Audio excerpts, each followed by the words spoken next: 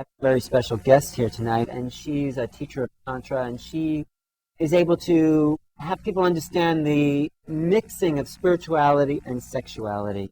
She's just written this book called The Art of Everyday Ecstasy, and she's going to be talking about how to bring this ecstasy from the bedroom into everyday life. Margo Anand is my guest, and thank you for being here. Thank you. You take the words right out of my mouth. Well, right off the book cover.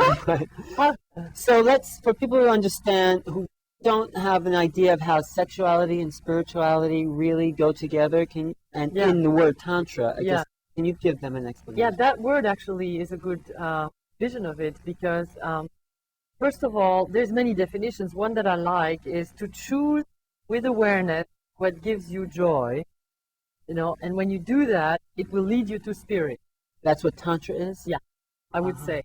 So that's my broader definition of Tantra in this new book. In the previous book, I talk about Tantra as it's a Sanskrit word which means weaving.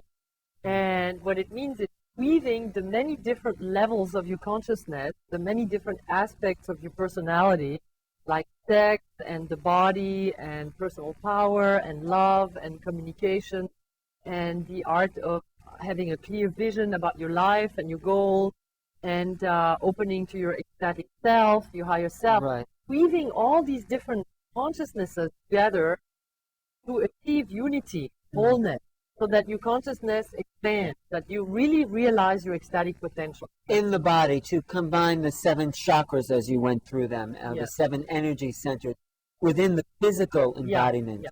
But you see, you move in Tantra, the idea is that you consider sexuality as the spiritual expression, as the physical expression of our spiritual self. So sexuality is a sacred event. Yes. And you honor it as a ritual in which it is possible to recreate the marriage of Shiva, the god, embodying pure consciousness, and Shakti, the goddess, embodying pure energy. So when energy and consciousness, or when life and spirit merge and marry, then you have enlightenment.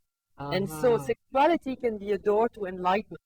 But this can only happen when you can expand your orgasmic power, you can make the orgasmic experience last, and then you can channel this energy through your whole body so that it goes from your sexual center, your physical body, to your empowerment, to opening your personal sense of self-confidence, trusting who you are, which enhances your way of loving and your way of love, and then loving and accepting yourself, awakening your inner lover, and really saying what you need and explaining what you feel to your lover so you have a good communication, so you can give each other what you want and what you need.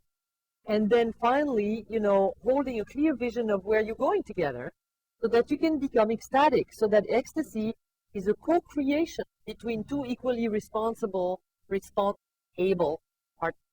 But a lot of people haven't even explored the part of the bedroom. They haven't explored their own sexual, development. Yeah. Okay, so, the part everybody knows is this. Right. But, how do you do it? Do you do it with fear? Do you do it with relaxation? Do you do it for a long time? Do you value the experience? Do you love your partner, in which case you're open to do it or not? I mean, this is, I always say to women, healing your sexuality is a very important thing.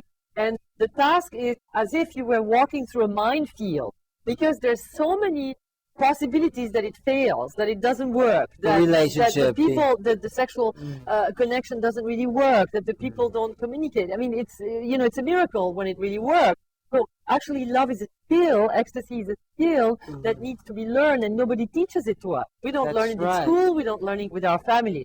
So what this is learning about expanding this in a relaxed way through communication, through being present. That's real Tantra. That's the art of Tantra. Yeah. And the decision for a couple to make that happen means that they're going to start to study the yoga of love. And by definition, the yoga of love is going to bring them to the yoga of living. And they're going to fall in love not only with each other, but they're going to fall in love with their life. They're going to want to create a life which is expressive of their ecstatic potential. So this is a whole new level for your work because you've just been dealing in a way with the bedroom. Yes, exactly. And now I'm bringing it out beyond the bedroom. And the reason is that, you know, life is not anymore about having more orgasms. It's about being ecstatic in every moment. It's about knowing that every moment is pregnant with ecstasy, you know, that potentially you can be aware of your ecstatic nature in every moment and then you manifest it. Well, can we get back to the bedroom for 1 second? You always want, huh? Like all of them, they only think of one thing, right? Can we get back? Well, you have to start. Well, what are we going to do? You want to get into the bedroom and I want to get out of it. That's the typical situation. What do we do in those situations?